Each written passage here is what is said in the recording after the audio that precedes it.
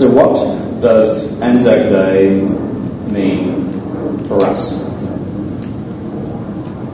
Already nearly 100 years passed.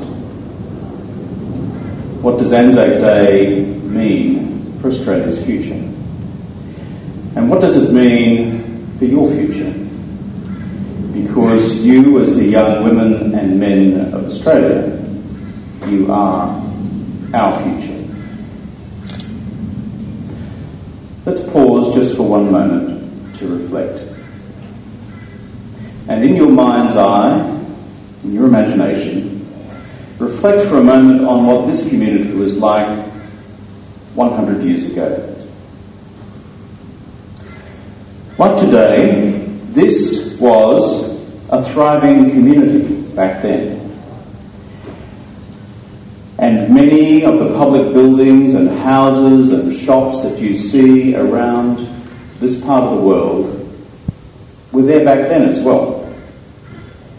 It was also teeming with young people, just like you, walking to school, learning a trade, starting their first jobs at the local store.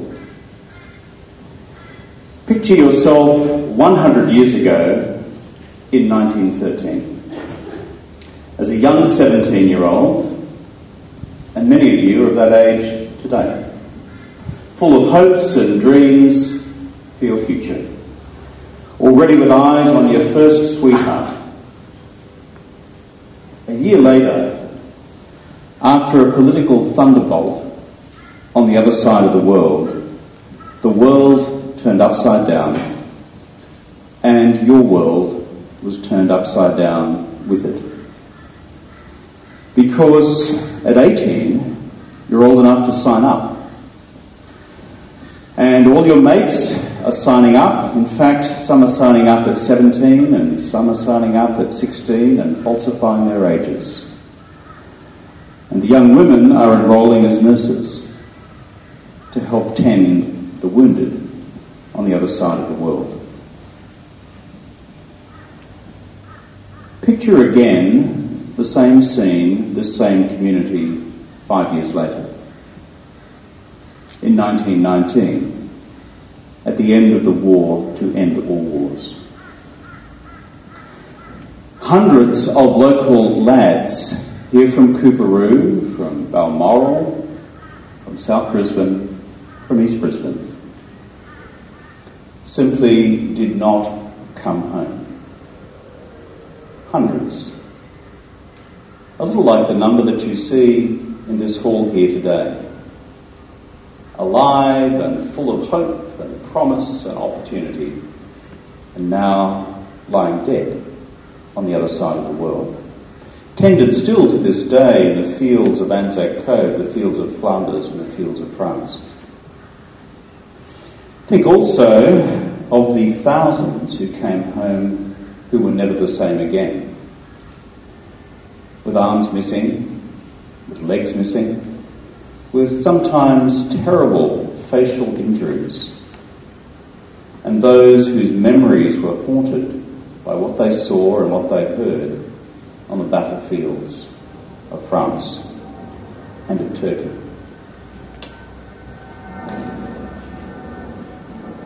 Picture yourself as one of them. If you can, it's hard, but think for a bit. Because they were just like you, each and every one of you. They were not numbers, and they are not just statistics. They were not names, and they are not names simply listed on a cenotaph or a memorial when you walk past one here in our local community.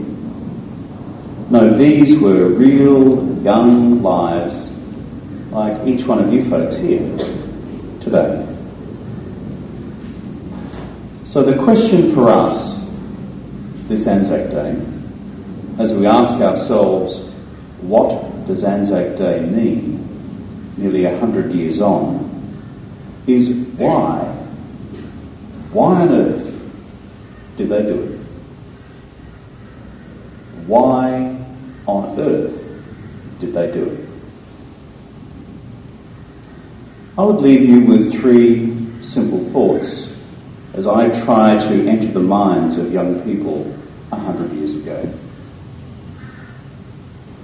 The first is simple, but it is complex. It is a basic, deep love for this place that we celebrate and that we call Australia. You know, the nation had barely been in existence for a dozen years at that time. Yet, in the hearts and minds of locals here, this was something to do in Australia's name, because they loved this country called Australia. The second is this: it's related, but it's different. They also saw that they were standing up for the values for which Australia stands. And those values have been constant this last 100 years. And what are they? Values of freedom, your ability to go and choose the life that you choose without interference from others. And values of a fair go for all. And values which we as Australians have always concluded do not simply stop at the continental shelf of Australia, because they are values for the world. I think that's the second reason. Freedom and a fair go for all. And the third reason that they did it was that it was a sheer, naked reflection of their courage as young Australians.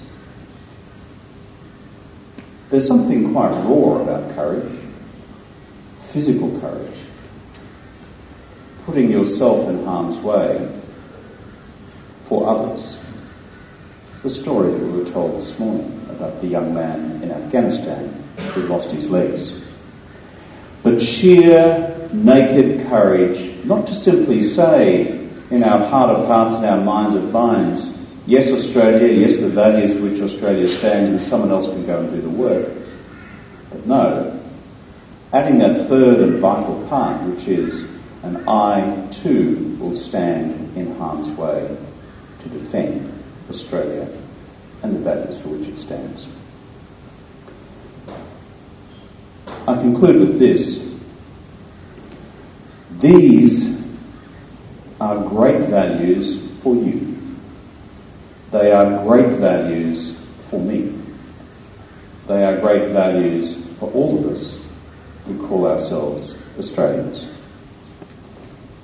Lest we forget.